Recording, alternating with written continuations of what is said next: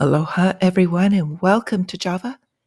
Thank you again for joining me. This is for Thursday. It is October 26th, 2023. Thank you all for being here. And before I start, just wanted to throw a shout out to my friend Ants, who's watching this from down under. I know you watched at a different time. This is for people, even though I cover a good deal of what's going on in the United States, for all over, because we are facing this globally. So thank you all for being here together. And then also a special shout out to my friend Bears versus Bulls. I really appreciate you taking the time to be here. I know you are super busy with your own ventures. So with that, let's go through, starting with our favorite risk indicator is the MMRI. So it's at 328.3 as I'm doing this. The extreme high end is showing, above 300. I don't know how high this can go, but it is on an elevated dollar relative strength index as well as 10-year yield. So that's an indicator of the debt market, which is incredibly unstable. We've been watching China sell off their treasuries as well as multiple countries, and this has shaken Wall Street. So, as we expected yesterday, though, did kind of drop into that overall downtrend again and is now in a bear market. Basically, we've got fear of volatility index climbing. Gold has hit above 2,000 per ounce. Oil has retraced a bit. It's in a chop zone. I'll talk about that a little more in a bit. But we had the NASDAQ fall and some other things happening. So basically, fear in the market right now. Bitcoin also above that, at the higher levels, 34,000, and it looks like it's continuing.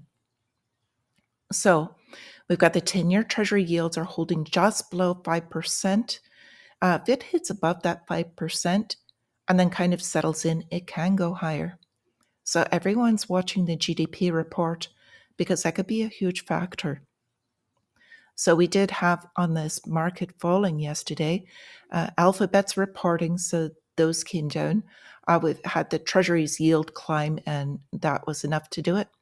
So our sentiment right now is negative to put us back in that downward trend, and we're Fed dependent again, meaning that regardless of a lot of the other things, it's all going to come down to what Fed Chair Powell says. So today, before the market opens, we've got the European central bank rate decision, and the expectation is that they will hold. Quarter 3 GDP.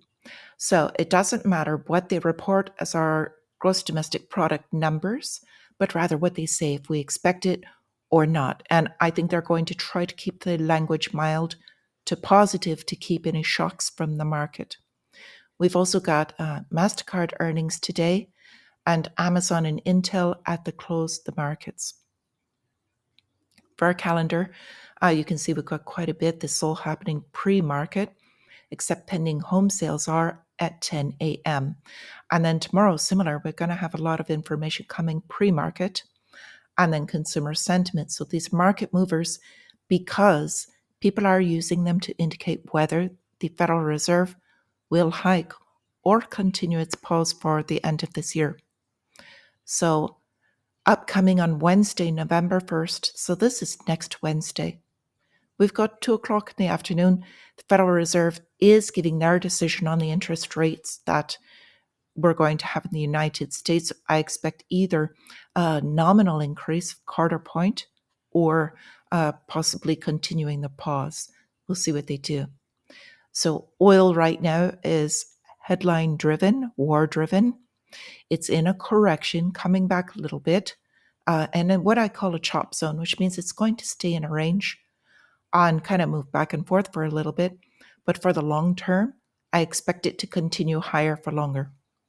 And then we've got the stories like this that come out that the US could tighten the oil sanctions on Iran. We already know they likely will, since we have Venezuela in our pocket now. We don't have to go to Iran or, kind of steal their oil. So this is a bit of an edge story. The United Auto Workers and Ford reaching a tentative deal. I think they know that they need to. So labor is getting weak in the US, and that's another indicator. So for central banks, as I said, the ECB is set to give their rate hike decision, and everyone's expecting that they're basically just going to hold. We'll see. They're not as market moving as US, of course, but they do have an effect. We've also got Turkey. Now, Turkey is facing incredible inflation at the moment and quite a few other headwinds, but they're trying to bolster their currency now that they have new relations with Russia and China. So they're looking at possibly hiking their interest rates, and that would preserve their currency power of purchasing. We've also got Russia planning those 2 new railroads to China. This would create a direct trade route, and this is direct competition to the United States. We talked about this before. It's heading through Mongolian territory, and it looks like they're actually putting this through. So that'll be interesting. And how they're marketing this is an alternative to American exceptionalism, the Russia-China partnership. So they're basically selling this to the rest of the world, and it's gaining steam. And that will cause great headwinds for the US and Western Europe. So we've got BlackRock CEO Larry Fink, appropriately named, and standing in front of World Economic Forum logo, as he should be. He's speaking with Modi, Prime Minister of India, because he is making an agreement with the wealthiest individual in India, Mukesh Ambani, and they're creating their own basically wealth management fund called Geo BlackRock. So this is going to be in India, and if you aren't aware, BlackRock really does serve as the unofficial purchasing arm of the United States, basically the Fed. They purchase all of the assets, such as single family homes, and they move the markets and manipulate the markets. So with that, I've got a couple of lava updates. We've got Barron's saying that the economy is set to expand at its fastest rate since 2021. And I think that is incorrect. So expanding possibly in cost, but that is not the same as expanding. So same thing as you're paying higher prices at a grocery store. So your bill is higher, but you're not getting any more. So our economy is in free fall at the moment. We are in basically a depression by monetary levels. I've got one last update I would like to bring you, and this one is truly important. And it's also being overlooked by most. I don't know who else you will hear this from, but this one I really is near and dear, and it's about water. So this was just put out by the US Department of the Interior. There's been a fight over the water in the West for decades, literally since Rothschilds. There's so much involved with this. But basically, they're saying they're going to step in to protect the stability and sustainability of the Colorado River Basin. So the answer is for what? Question this. So this water, in case you're not aware, if you're in the West, you may be familiar with what's water rights and how that all works. But basically, this all goes to the farmers. They have to fight for it now in order to water the crops and grow. This is another element of control. It's a huge element of control.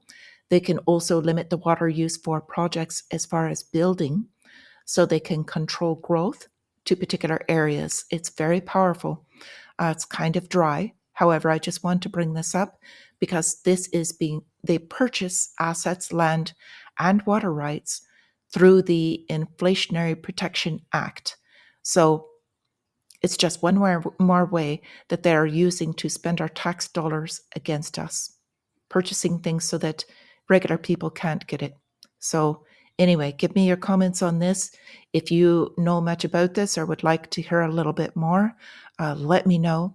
Please, I'd love to hear from you. And with that, wish you all a green trading day, just wonderful day in general. And until I see you again, my friends, stay free.